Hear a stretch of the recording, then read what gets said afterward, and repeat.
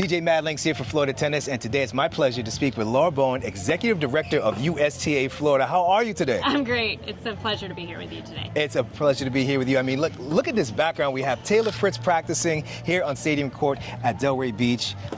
So let's talk about what does the USTA do here at the Delray Beach Open? That's a great question. So we have been sponsoring this tournament for, I don't know, decades now. So they're a great partner to us. When we come here, it's all about making sure the fans from everywhere in the state can come here, watch excellent tennis, and then participate in community activities on the outside courts. So we do a lot of work on the outside courts to bring in youth, families. Tonight is league night, so we've got our leagues coming in. Love that. So if you're playing tennis in the state of Florida, you have an opportunity to come here and see the best of the best on the court and make sure you're working on your skills off the court. Oh, we love that. Now, you mentioned about decades.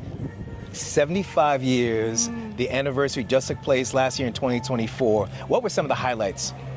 So when you think about Florida tennis, one of the highlights for me is that when you're 75, you tend to forget a lot of the history. So our organization really had an opportunity to revisit our roots, where we came from, which actually was South Florida, and we got to talk to many legends of the game that were really born here.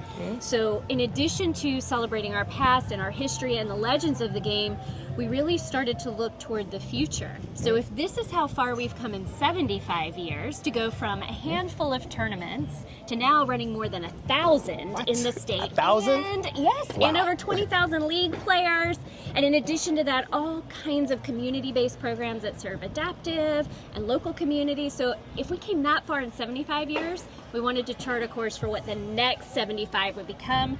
And here we're talking a lot about advocacy, how we can get more players on the courts, particularly the public tennis centers in the state of Florida, and invest in those courts so that people have good experiences on the court. That means expanding our infrastructure, making sure it serves today's community, and putting coaches on those courts that can really serve everyone. So it was a great transition from our last 75 years to our next. Oh, that's amazing. Well, thank you so much for that wealth of information, and looking forward to us both being at that next 75 year. It'll be the 150th anniversary. I'm counting on it. Well, thank you so very much for talking to us. pleasure. And listen, once again, get the chance to come out here for the Delray Beach Open.